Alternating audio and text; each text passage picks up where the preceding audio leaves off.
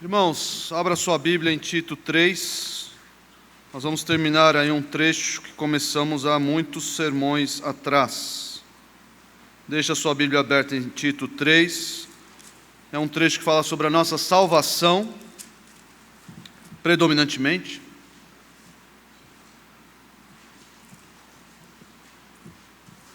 Um texto que traz aí um resumo da obra de Deus no tocante à salvação. Portanto, é um trecho muito importante, é um texto muito importante para o crente.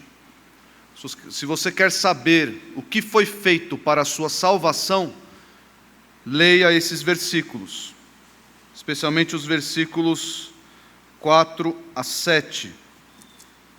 Mas nós abrangemos no nosso estudo os versículos de 1 a 8. Deixa a sua Bíblia aberta, vamos ler, acompanhar a leitura dos versículos de 1 a 8.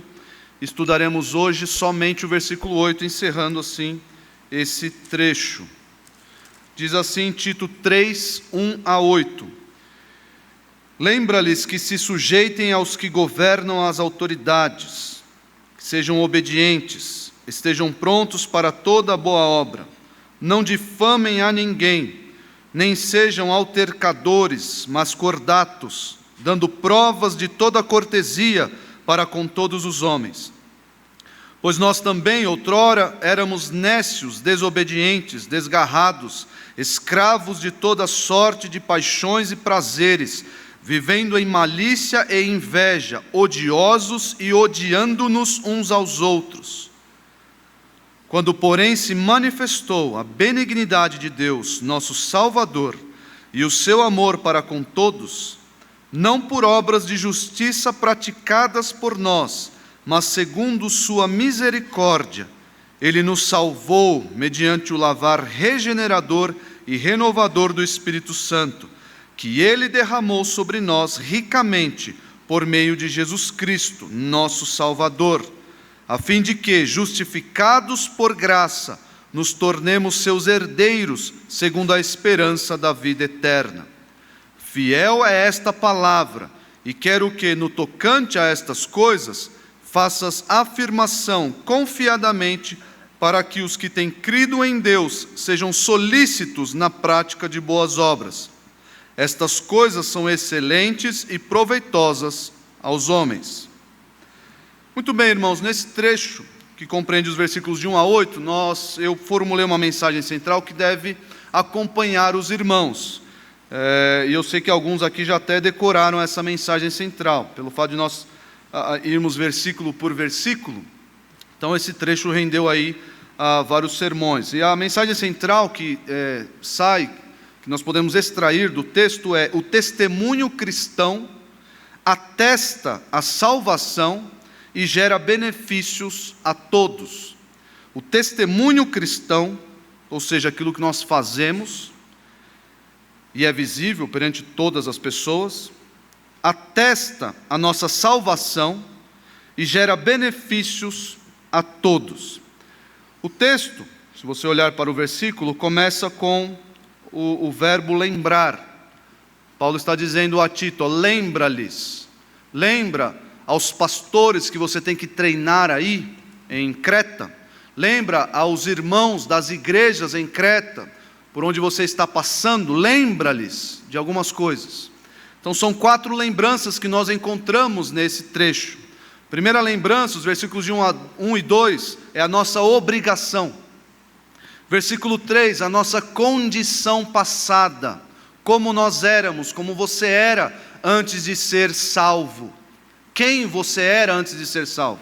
É um quadro bem feio que está no versículo 3. Nos versículos 4 a 7, nos é lembrado a nossa salvação, todos os atos que o Espírito Santo fez, que Deus fez, o que Jesus Cristo fez, o que a Trindade fez para a nossa salvação. E por último, hoje nós vamos ver aqui, a última lembrança é a nossa missão. A partir de uma perspectiva, a partir da nossa nova vida, salvos por Jesus Cristo, regenerados pelo Espírito Santo, o que nós devemos fazer? Nós vamos ver no versículo 8, essa missão. Nós seremos lembrados, se você já conhece, ou se você não conhece, você aprenderá hoje qual é a sua missão aqui nesta terra. Lembrando que, especialmente, isso é importante mencionar, que ao longo da carta de Paulo a Tito, ele vem trazendo um conteúdo doutrinário, como Tito deve fazer, deve realizar a sua tarefa de formar pastores, de doutrinar os irmãos. Isso está bem claro no capítulo 1. No capítulo 2, Tito vai falar como os irmãos, como os crentes devem agir em relação aos outros crentes, uns em relação aos outros. Qual é o nosso relacionamento com outros crentes? Nós vemos instruções, por exemplo, das irmãs mais velhas, as mulheres mais velhas, ensinarem as mais jovens a serem boas donas de casa. Então, como é que o crente deve agir intracorporis, ou dentro do corpo de Cristo? E no capítulo 3, o pano de fundo das instruções de Paulo a Tito, e por consequência a nós, é o que o crente deve fazer em relação ao mundo, o seu testemunho em relação aos de fora. Ele começa falando acerca das autoridades, ele continua falando acerca da nossa condição pretérita, que era a nossa condição quando estávamos no mundo. Vai falar sobre a nossa salvação, agora que nós saímos do mundo. E todo esse contexto é do crente, das ações do crente com relação ao mundo. Portanto, no versículo 8, nós vamos aprender 4 ações da nossa missão.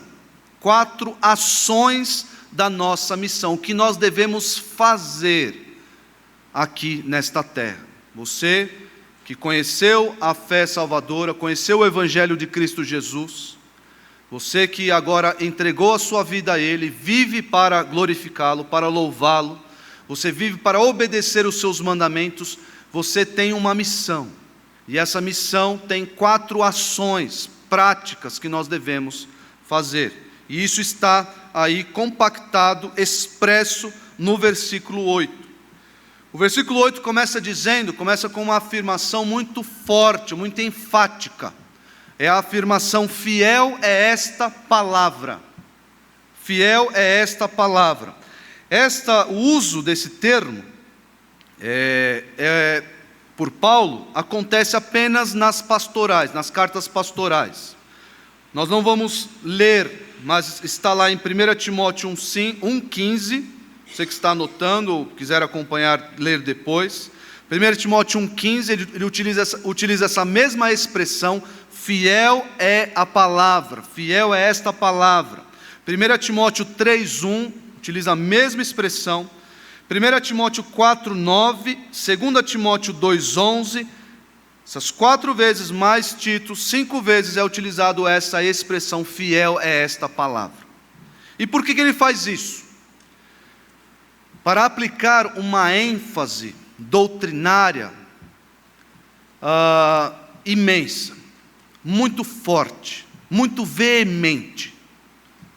Ou seja, isso que eu estou dizendo, o que eu vou dizer, ou o que eu acabei de dizer, nós vamos ver aqui o uso, isso é algo que deve ser levado ao coração de vocês e aceito sem restrições. É um axioma, por assim dizer. São verdades inquestionáveis para o crente. O crente não tem poder de interpretar, de modificar, não. Isso deve ser aceito como um axioma, como uma doutrina inquestionável para o crente. Ele usa essa expressão para denotar essa ênfase. É uma ênfase imensa, veemente. Não poderia usar termos mais fortes para dizer.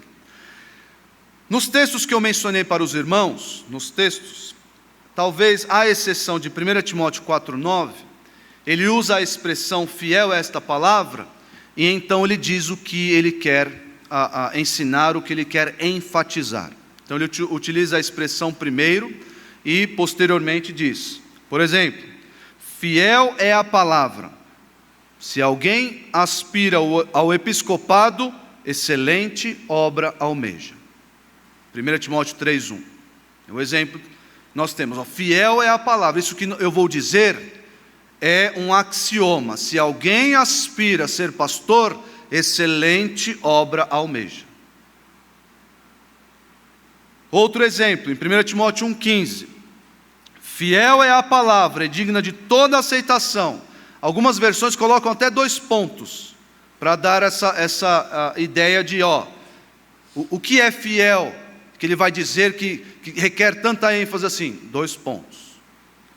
Que Cristo Jesus veio ao mundo para salvar os pecadores, dos quais eu sou o principal. Então nós vemos, isso também está lá em 2 Timóteo 2,11. Fiel é esta palavra. Aí o tradutor colocou os 2 pontos. 2 pontos não tem no grego, não tem pontuação no grego. Isso é por conta do tradutor. Se já morremos com ele, também viveremos com ele. São verdades inquestionáveis para o crente. São axiomas, são doutrinas que não padecem ou não permitem interpretação diversa daquela que está escrita. Em Tito 3:8, parece que o que é fiel, qual é a palavra fiel que ele está dizendo aqui? É aquilo que ele acabou de falar. Não é algo que ele vai falar para frente. É algo que ele acabou de falar.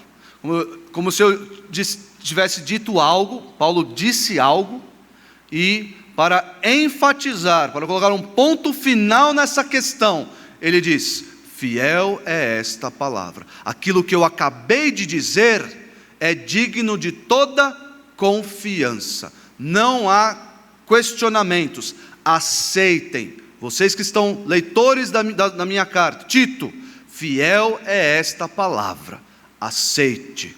Leve para o coração. É nisso que você, Tito, e os demais leitores devem crer.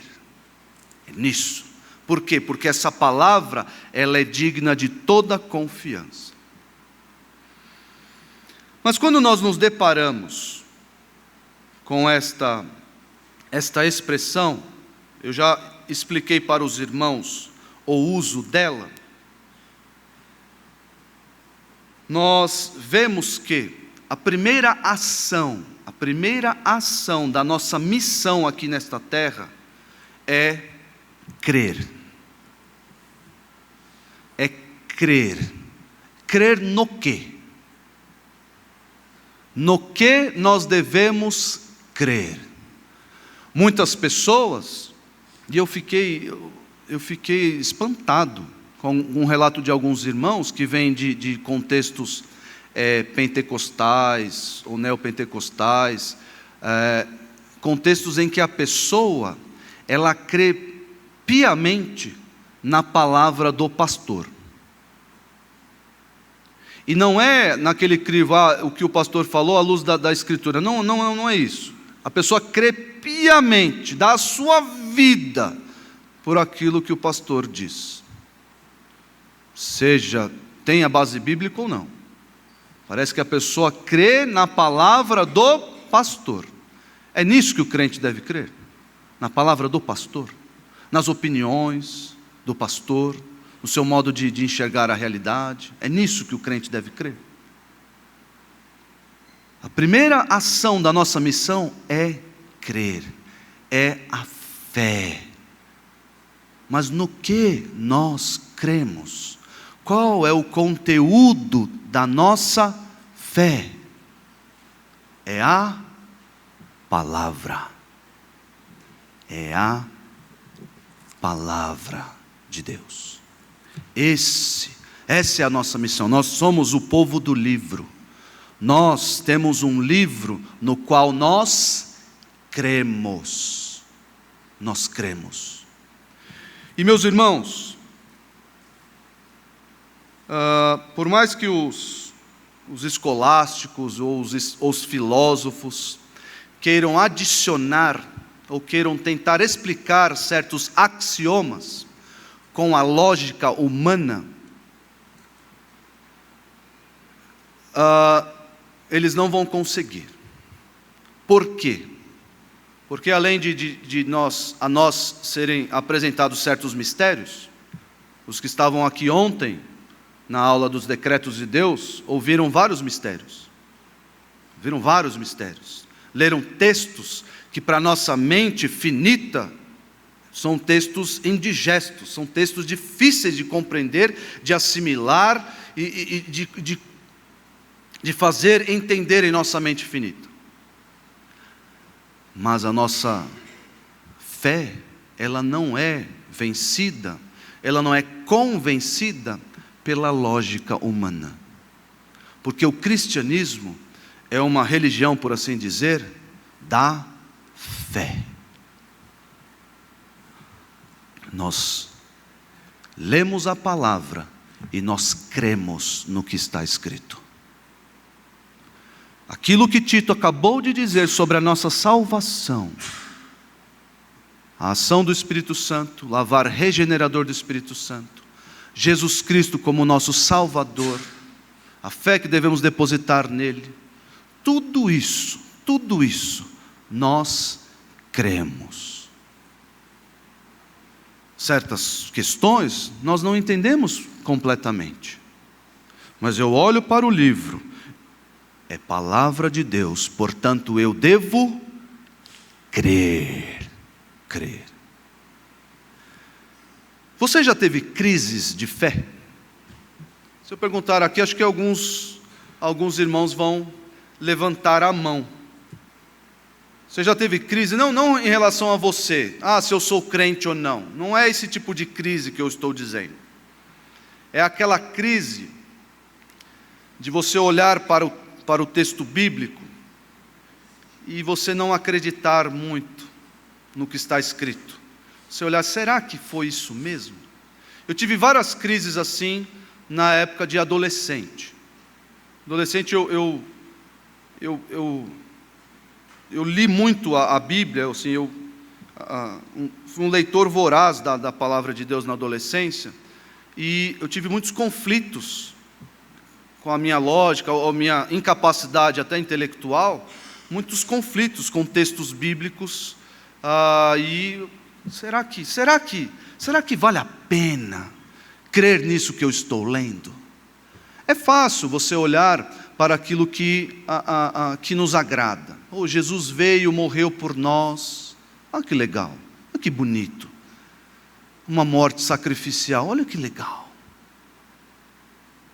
Mas na hora que eu vejo que o crente deve padecer por Cristo,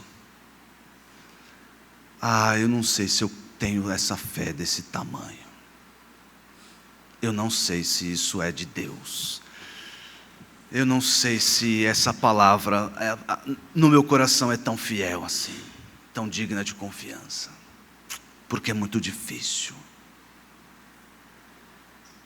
Irmãos, nós devemos crer em todo o desígnio de Deus, quer seja do nosso agrado ou não. Todo o desígnio de Deus, cada letrinha deste livro aqui deve compor a nossa fé. Eu sei que é difícil, até para os apóstolos foi difícil. Quando Jesus Cristo disse para eles, vocês devem perdoar o seu irmão 70 vezes 7, qual foi o clamor dos apóstolos ao Senhor? Que eles disseram: Senhor, aumenta-nos a fé. Porque para fazer isso, para confiar nisso, para olhar e crer nessas palavras, e crer que elas são possíveis de fazer, Senhor, eu preciso de fé. Eu preciso que o Senhor me aumente a minha fé, porque eu olho para essa sua ordenança e eu não consigo fazer. Eu preciso de fé. Senhor, me dá essa fé, me dá. E essa é a primeira ação da nossa missão aqui. Nós precisamos crer na palavra. E não é somente um crer intelectual. Não é só passar os olhos pelo texto bíblico e ele permanecer ali nos arquivos intelectuais da nossa mente. Não. Lembrem-se que esse trecho de Tito, aliás, Tito em toda a sua carta, nós vamos ler daqui a pouco, mas especialmente nos capítulos 2 e 3, ele vai falar sobre essa fé que redunda, que é expressa em obras. Portanto, meus irmãos, se você tem uma fé pequena, aumente a sua fé.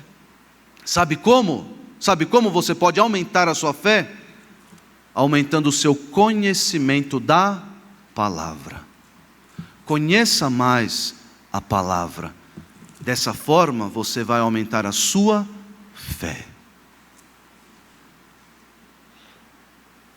Olha só, Hebreus 11:1. Eu gosto dos termos que são utilizados para essa definição de fé, né?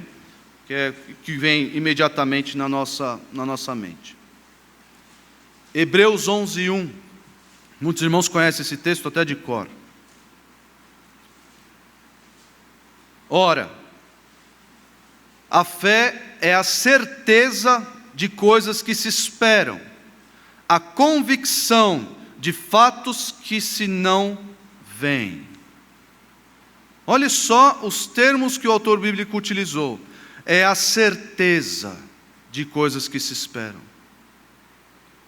Eu tenho certeza de que aquilo que Deus prometeu vai se cumprir. Nós podemos ter certeza das promessas de Deus?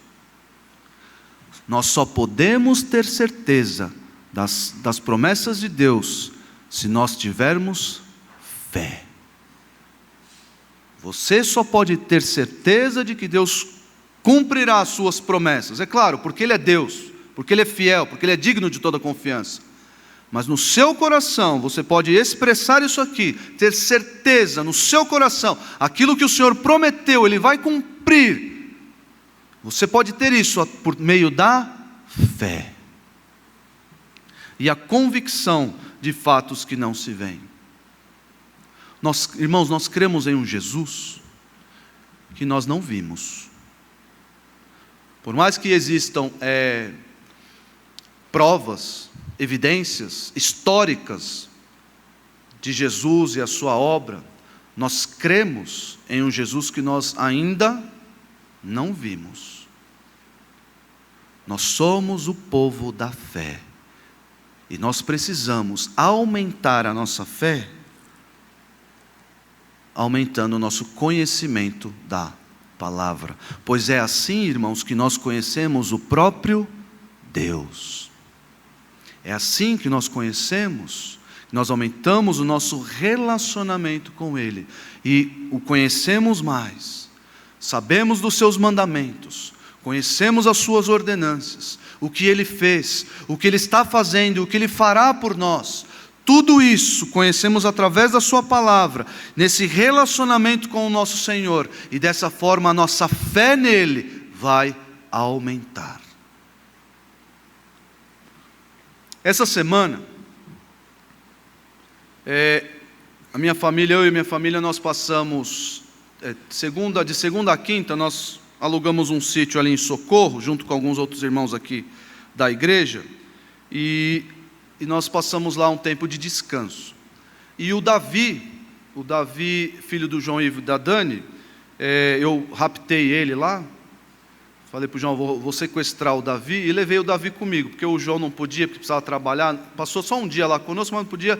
O Davi, eu falei, deixa o Davi comigo, porque o Davi é o melhor amigo do César, os irmãos sabem, eles estão sempre aí, aprontando juntos aí.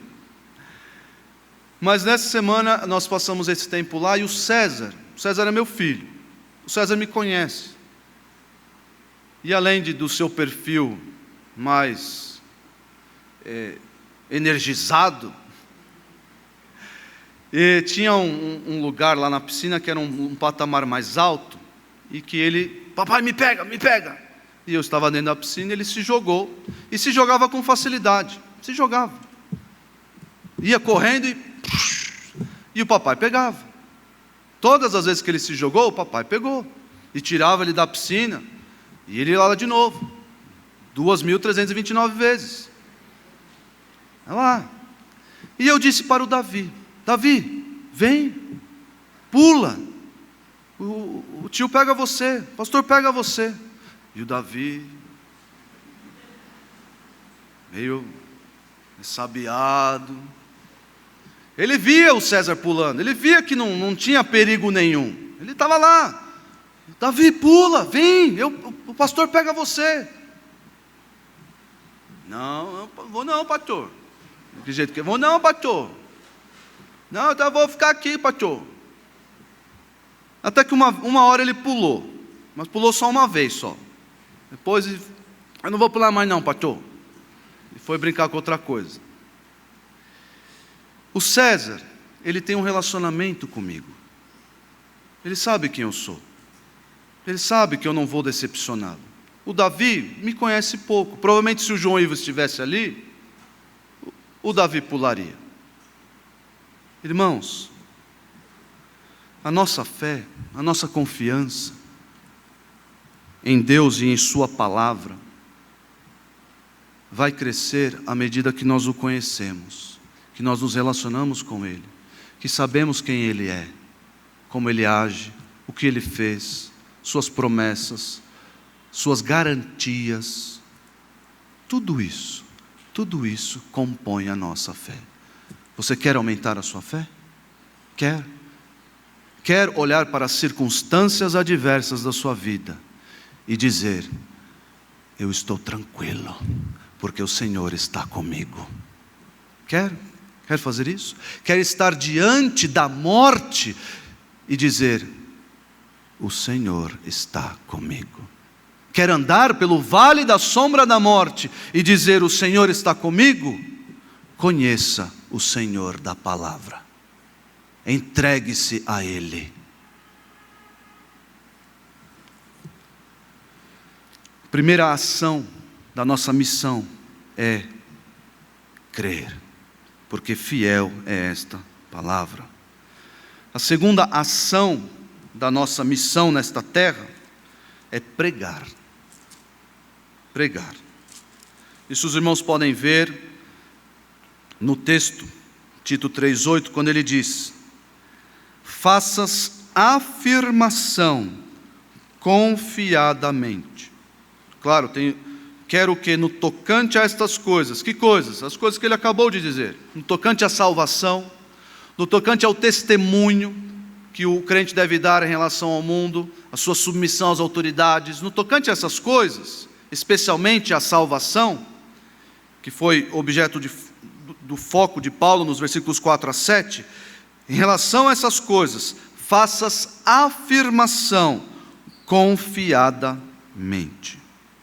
Ou seja, prega. Prega. O crente que não fala da sua fé aos outros é um crente envergonhado. É um crente de segunda categoria. É um crente de segunda mão. Porque todo crente quer falar da sua fé. Todo crente. Você pode não ser assim um evangelista, você não precisa ser um Billy Graham, que falou aos milhares, aos milhões. Pode não ser um Billy Graham. Não, pastor, eu sou tímido. Não tem problema. Mas todo crente tem a missão de pregar, falar da sua fé aos outros, ao mundo especialmente, dado o contexto desse versículo. Faças afirmação. De que forma o crente deve pregar? Como? Eu vou falar algumas coisas aqui para você. Você aceite se você quiser. É mais uma forma de ver o mundo. É assim que o crente prega? É assim que o crente fala da sua fé? Que ele crê, que ele deposita toda a sua confiança, que ele dá a sua própria vida por aquilo que ele crê? É assim que o crente fala? Tudo bem você acreditar em duendes, cada um com a sua crença, né? Cada um com a sua fé. Não é assim que o crente prega. Por quê? Ele adjetiva a pregação, a afirmação, confiadamente, com toda ousadia. O crente prega, o crente fala. Aqui eu quero fazer um alerta aos irmãos, um alerta, isso já vem me incomodando, alerta aos irmãos que se alimentam de cortes, né? Assim que chama, cortes, né? de Instagram. O pastor Thomas faz cortes, não tem, o problema não é o corte, o pastor Thomas faz cortes, não de cabelo, porque não tem nenhum, né? Mas ele faz cortes lá nos vídeos das nossas pregações e coloca lá. Mas você que olha para a internet, o YouTube, o Instagram, as redes sociais, e vê isso aí como um imenso buffet teológico de edificação, tome cuidado. Por quê? Porque tem existido dentro desse meio de debate, da internet, uma postura perigosa dos pregadores, dos pastores, e essas pessoas que se aventuram a ensinar aí pela internet. Que postura é essa? É a postura de apresentar certos axiomas bíblicos como uma mera interpretação ou uma mera visão pessoal, sendo que outras podem ser também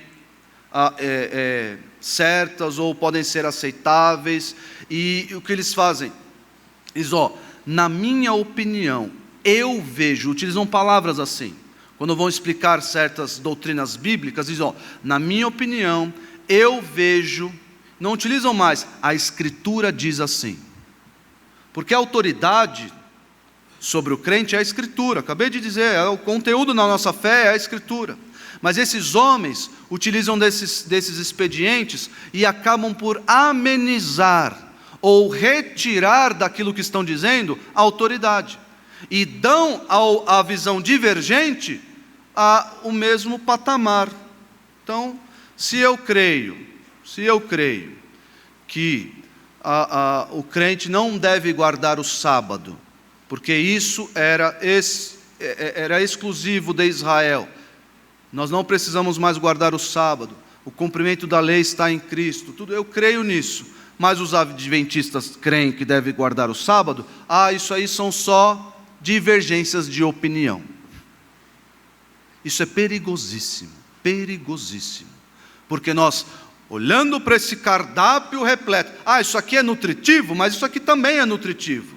Não, isso aqui é vida, é comida, e isso aqui é veneno, Tome muito cuidado com a internet. Os pastores têm assumido essa postura, por quê? Porque se eu falo que o contrário está errado, o que eu perco na internet? Seguidores. Se eu digo, os adventistas, ou o adventismo do sétimo dia, é uma seita, o que eu perco? Eu perco a admiração dos adventistas do sétimo dia. E vocês podem ver lá nos comentários lá, eu sou adventista, mas adoro seguir esse pastor aqui, fulano de tal. Não dá para entender. Até nos nossos vídeos, bom, adventista talvez não tenha mais, né? Passou longe. Mas assim, às vezes é algo estranho até de conceber. Pessoas crendo em mentiras, pessoas que não têm a mesma fé, e ficam orbitando em torno de boa teologia, por assim dizer. O que eu estou dizendo aos irmãos, que os irmãos devem se preocupar, porque os irmãos têm boa teologia e não podem orbitar em torno de má teologia. Má teologia é veneno. Eu creio assim, na minha visão, essa. Quer um outro exemplo? Vou dar um outro exemplo. O crente, quando se converte, a Escritura diz lá em 1 Coríntios 12, versículo 13, que nós fomos batizados em um único Espírito. todos nós fomos batizados em um único Espírito, certo? Todo crente é batizado com ou pelo o Espírito Santo. E aí vem o pentecostalismo e diz o quê? Que você deve buscar o batismo com o Espírito Santo pela manifestação das línguas. E aí você vê alguns embates, ou alguns pregadores não querendo escandalizar ou perder os seus seguidores pentecostais, dizendo, na minha visão, na minha opinião, na opinião dos batistas, na opinião dos cessacionistas, e aí nós trazemos a doutrina bíblica, a palavra de Deus, para o rol das opiniões. Mas não é questão de opinião. Não existe batismo da segunda bênção, como eles dizem. Não existe isso, e ponto final. Fiel é esta palavra, não existe segunda bênção. Acabou. É assim que nós devemos tratar a palavra. É assim que nós devemos tratar a nossa fé. E é assim que nós devemos pregar a nossa fé. Nós não podemos colocar aquilo que nós cremos, a palavra de Deus, no rol ali das opiniões para serem discutidas. Não, não. Você pode se deparar com um crente, um irmão que crê errado, não tem problema. Aí nós temos outros textos para agir dessa forma. 1 Timóteo 6 diz que nós devemos falar com mansidão, para que Deus dê a essa pessoa o retorno à sensatez, o ensino, a instrução. Tudo bem, mas nós não podemos pregar dessa forma, não podemos fazer isso. Nós devemos afirmar aquilo que cremos com confiança. Abra sua Bíblia em 2 Timóteo 4. 2 Timóteo 4,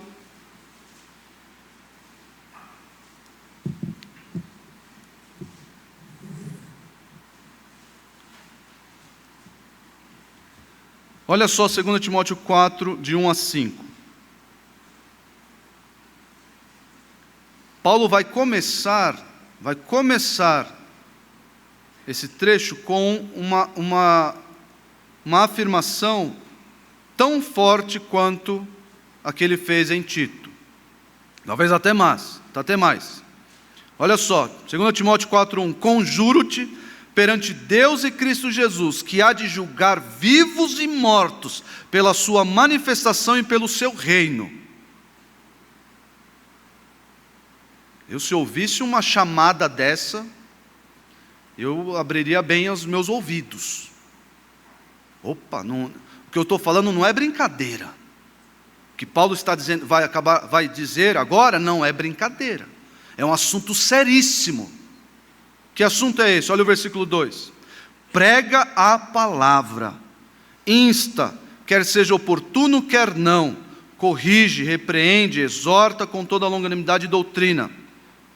Pois haverá tempo em que não suportarão a sã doutrina, pelo contrário, cercar-se-ão de mestres, segundo as suas próprias cobiças, como que sentindo coceira nos ouvidos, e se recusarão a dar ouvidos à verdade, entregando-se às fábulas.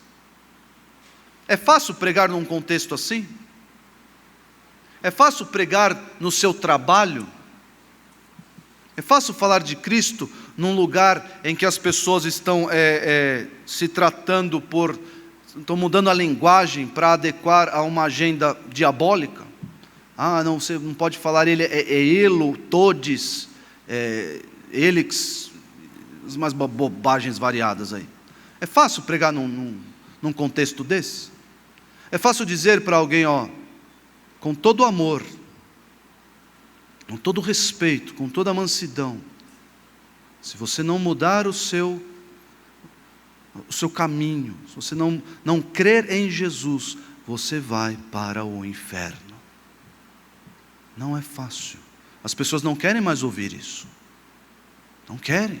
Dentro das igrejas não querem mais. O que o texto diz? Cercar-se-ão de mestres segundo as suas próprias cobiças. Querem pregadores coach, aqueles que afagam o ego, aqueles que falam palavras bonitas, e que você sai da igreja, nossa, como eu sou importante, nossa, como eu sou lindo, minha esposa até vai me achar mais bonito hoje. As pessoas querem isso. Não querem ouvir que nós devemos pregar e insistir, mesmo quando as pessoas não quiserem ouvir. Coceira nos ouvidos. Não, para. Eu vou pregar, eu vou falar da minha fé. Por quê? Porque essa é a minha missão. Pregar. Afirmar confiadamente a minha fé. Olha o versículo 5 de 2 Timóteo 4. Tu, porém, sê sóbrio em todas as coisas, suporta as aflições. Suporta as aflições. Faz o trabalho de um evangelista, cumpre cabalmente o teu ministério. Irmãos, nós precisamos um pouco mais da ousadia, da confiança dos mártires dos primeiros séculos, aqueles que morreram pela fé, morreram por aquilo que criam, morreram pregando o Evangelho. Policarpo de Esmirna foi martirizado, ele morreu no século II, ali diante do seu acusador, ele fez a seguinte afirmação, foi requerido a ele: negue a Jesus, negue o seu Salvador, senão eu vou te matar, senão eu vou tirar a sua vida. Ele disse assim: por 86 anos eu o servi, se referindo a Deus, e ele nunca me fez mal. Como posso blasfemar contra meu rei que me salvou? E ele terminou diante dos seus algozes dizendo: você ameaça com fogo que queima por 1 hora e depois se apaga, mas desconhece o fogo do julgamento vindouro e do castigo eterno reservado aos ímpios. Por que demora? Faça o que quiser. Nós precisamos dessa ousadia, dessa confiança nos dias atuais. E falar da nossa fé, testemunhar da nossa fé com as nossas palavras, com a nossa vida, por onde quer que estejamos. Falar do Senhor, pregar, essa é a nossa missão, irmãos. E o texto continua, a terceira ação aí da nossa missão. A primeira ação é crer, a segunda missão é pregar, e a terceira ação, é testemunhar. Testemunhar. Aqui é aquilo que nós fazemos. E sendo isso o que atesta a nossa salvação. Isso está expresso aí no versículo, quando diz: sejam solícitos na prática de boas obras. Sejam solícitos, sejam ávidos, sejam prontos a praticar boas obras. Essa é a ideia. Essa é a ideia. Os crentes devem ser conhecidos como as pessoas que praticam boas obras. Eu sei que existe, claro, por causa de uma teologia venenosa, uma teologia errada, nós acabamos por rejeitar os atos de caridade que nós vemos ao longo da história. Mas o fato é que os cristãos sempre foram conhecidos por praticar atos de caridade. Nós olhamos hoje assim meio com aversão, porque isso geralmente é atrelado à Igreja Católica, que crê que a salvação é pelas obras, e aí nós olhamos para isso e rejeitamos. Mas nós não devemos rejeitar as boas obras que são realizadas. Por quê? Porque nós devemos ser conhecidos pelas boas obras. Quem são os crentes? São aquele povo que mostra que tem fé, que mostra Jesus, que mostra as boas obras de Jesus. É aquele povo ali, é o povo da caridade. É assim que nós devemos ser. Nós não podemos ser crentes agentes secretos, 007, James Bond, que ninguém sabe. Bom, se bem que James Bond todo mundo sabe quem é, né? Todo mundo sabe. Não pode ser um crente agente secreto. Eu sou cristão, mas ninguém sabe. Como é que as pessoas vão saber quem você é? Por aquilo que você faz. E por aquilo que você prega também, nós já passamos por isso. Tito 2,7, se você virar a página da sua Bíblia e olhar para Tito 2,7, ele fala para Tito: torna-te pessoalmente padrão de boas obras. Você, pastor Tito, você deve ser conhecido por praticar boas obras. Então todo crente na esfera pessoal, no seu caráter, deve ter algo ou algumas virtudes que ressaltam. E virtudes essas, eu conheço fulano de tal, ele é hospitaleiro. Aquele crente ali, se você for conversar com ele, ele é generoso. Aquele outro crente ali, nós conhecemos porque ele é muito bondoso nas palavras. É assim que nós devemos nos conhecer. É assim que, aquele ali, se você pedir para caminhar 1 milha com ele, ele vai 2. As pessoas devem ver as nossas boas obras.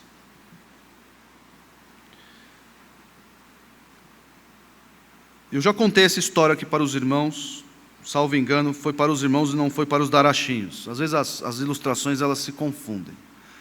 Mas quem não ouviu, ouvirá de novo. Quando eu morava com os meus pais, nós tínhamos uma vizinha que era o puro demônio. Essa vizinha era o terror nas nossas vidas. Nós morávamos ali na Jova Rural, e essa vizinha, ela era, irmãos,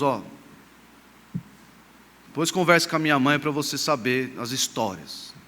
Ela jogava coisas por cima do muro, jogava lixo, fezes, jogava por cima do muro no nosso quintal. Eu nunca vi, meu pai já está no céu, já recebeu o galardão dele, então eu vou falar bem dele. Mas eu nunca vi o meu pai revidar, nunca vi jogar o lixo de novo. Toma aí, vai ficar aquela guerra de lixo. Não, nunca vi isso. Pega, varre o lixo. Sempre ali, como ovelhas mudas, né? Sempre pacificamente agindo ali. E essa mulher nos infernizando todo o tempo. Xingamentos, gritarias, tudo em relação a nós ali. Eu nunca vi os meus pais, sempre agindo com paz, com mansidão, com longanimidade.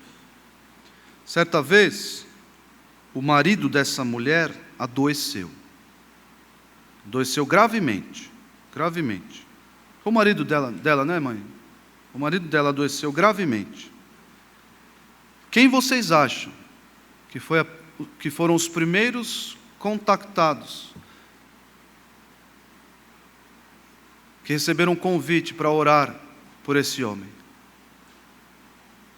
Assim que esse homem adoeceu, essa mulher na porta de casa, desesperada, triste: vocês poderiam orar por nós? Orar pelo meu marido? Porque pela graça de Deus, para essa mulher, nós éramos os crentes, conhecidos como crentes.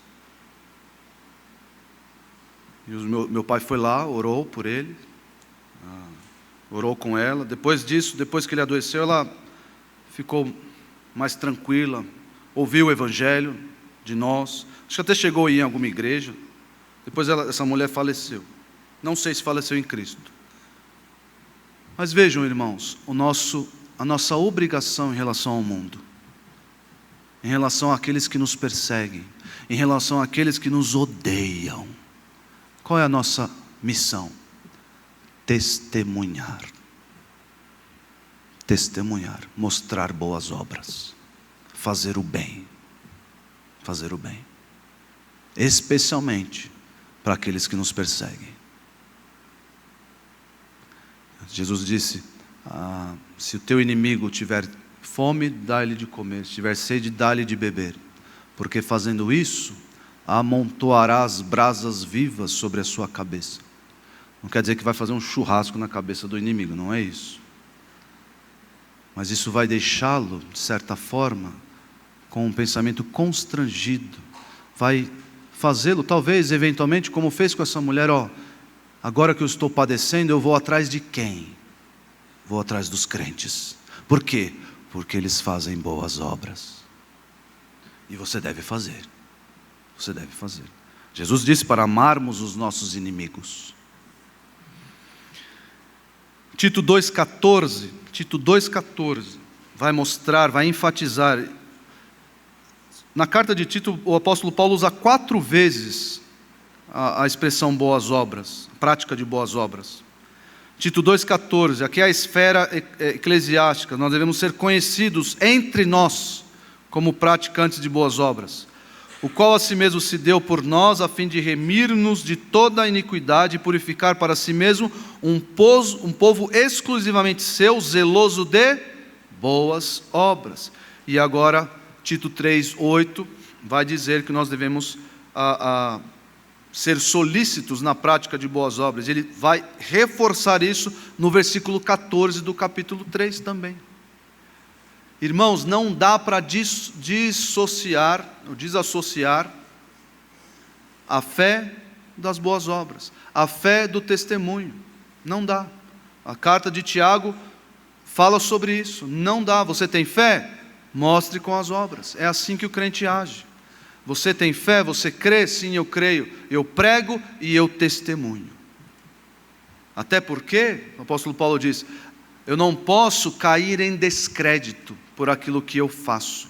Eu não posso ser alguém que prega a palavra e não cumpre a palavra, e não pratica a palavra. Não posso ser assim, de forma nenhuma.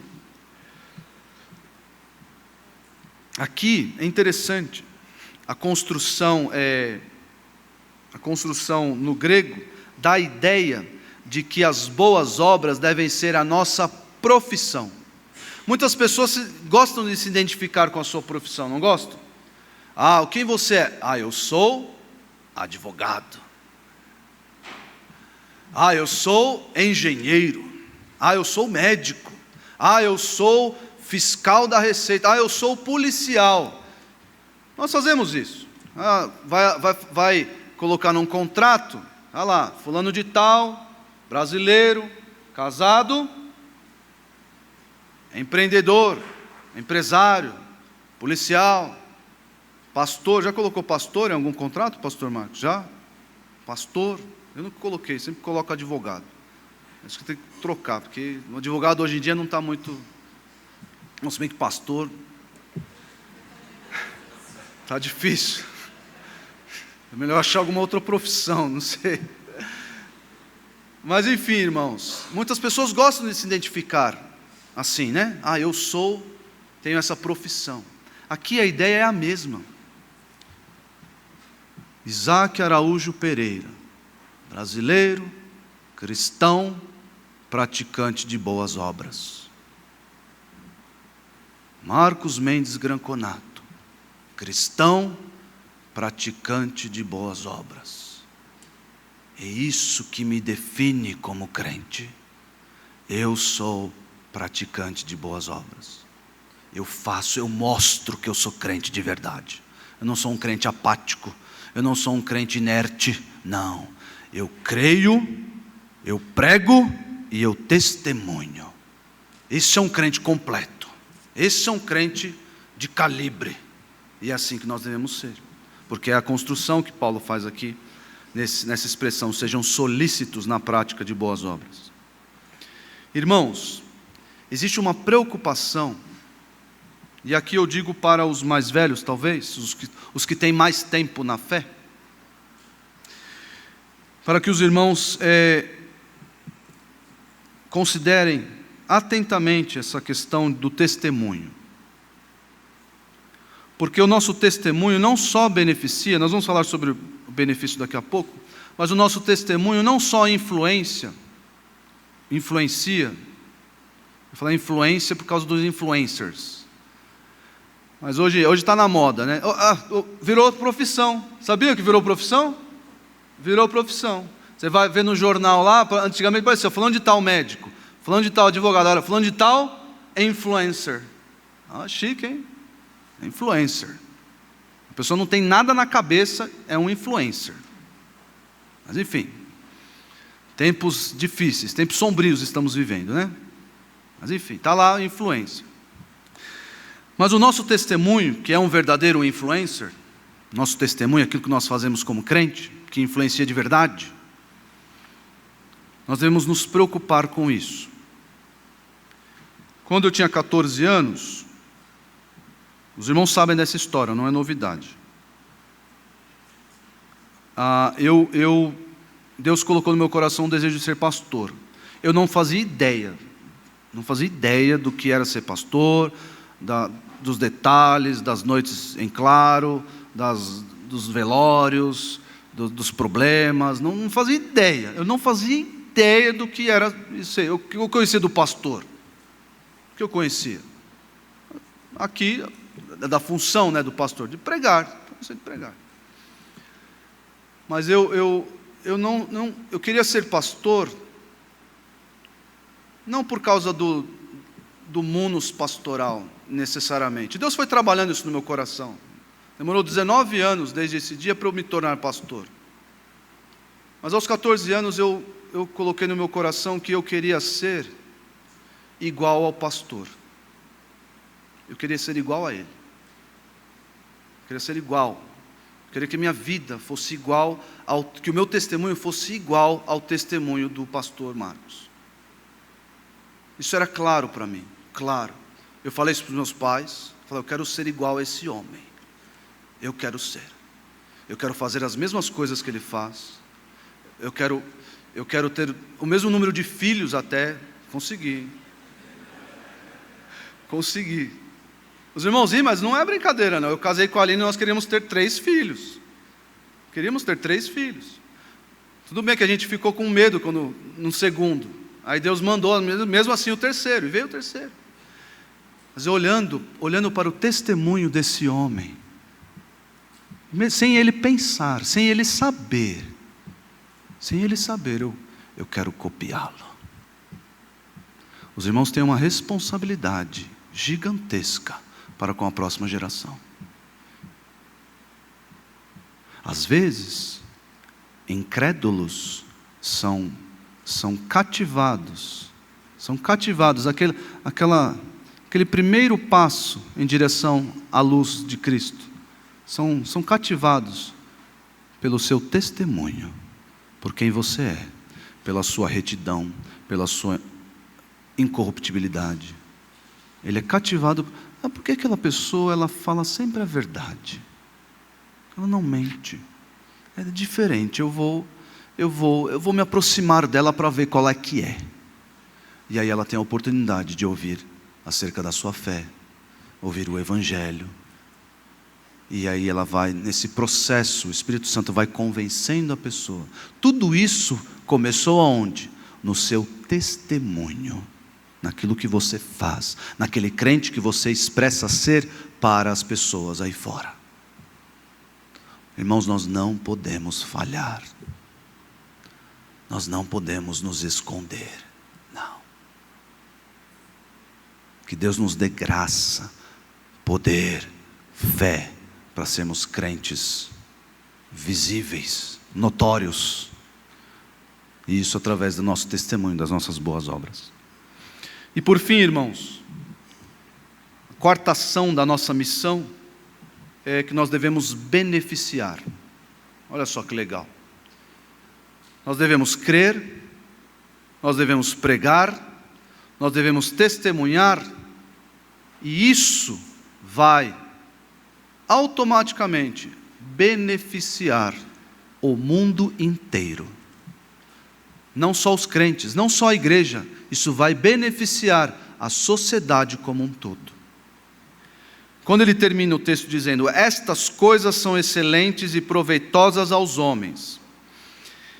Esse termo, estas coisas, pode se referir ao início do versículo, a palavra que ele diz lá, fiel é esta palavra, estas coisas, que coisas? Essas questões doutrinárias que eu acabei de dizer, essas questões acerca da salvação, essas coisas são proveitosas aos homens. Só que, olhando para esse trecho, até à luz do versículo 1, que fala do relacionamento do crente com relação às autoridades, nós podemos entender que estas coisas, ou seja, tudo que o crente faz, as suas boas obras, a sua fé, a sua pregação, o seu testemunho, tudo isso é proveitoso, é excelente e proveitoso aos homens. Que homens são esses? A sociedade de modo em geral, ao mundo em trevas. Aqui excelente é o termo traduzido, é a palavra boas, né, em grego, algo que é bom, algo que é de bom proveito, né? Mas o uso combinado desses termos dá a ideia de que é algo que gera benefício, aí você olhando a todos os homens. Quer ver um exemplo? Abra a Bíblia em Efésios 4, Efésios 4, 28, você vai ver como é que o testemunho, a pregação, a fé vai gerar benefício para a sociedade como um todo. Olha só, Efésios 4, 28. Aquele que furtava, não furte mais.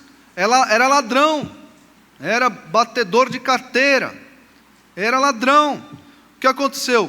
Creu, virou um crente. Tudo bem que ele já está falando para crentes, né? Mas alertando, não faça mais isso. Olha só o que o crente faz. Antes ele era ladrão, olha só, agora não. Antes trabalhe, fazendo com as próprias mãos o que é bom, para que tenha com o que acudir ao necessitado. Olha só a caridade aqui, Isso gera benefício para toda a sociedade. Os orfanatos, a maioria dos orfanatos são orfanatos de entidades cristãs. Acudir o necessitado. Olha só, Lucas 19, 8. Como isso gera benefício. Ser crente, irmãos, o governo deveria pregar o evangelho, o governo. Deveria colocar uma propaganda para que todos crescem no evangelho. Por quê? Porque isso geraria benefícios até na economia. Geraria benefícios na segurança pública. Olha só, era ladrão, agora não é mais, não precisa mais. Tem menos ladrão na rua. Por quê? Se converteram. Como é que era a Genebra de João Calvino? Vocês acham que era alta a criminalidade lá? Não, era quase zero. Por quê? Porque o evangelho predominava ali até na esfera política. Olha só o texto de Lucas 19, 8.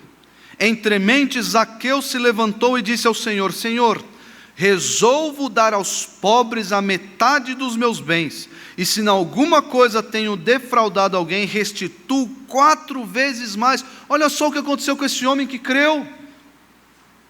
Mudou. Não, eu vou parar de roubar. Não. Isso vai gerar benefício até para com as pessoas com que ele roubou. Se eu roubei alguém, roubei. Ele era cobrador de impostos, provavelmente roubou mesmo. Cobrou a mais. Não, eu vou devolver. Vou restituir até 4 vezes mais. Isso gera benefício para a sociedade ser crente. José é um exemplo disso. José do Egito. José, por sua integridade, ele foi alçado à segunda, a posição mais alta, apenas ali, diferindo do faraó, era governador do Egito. Por quê?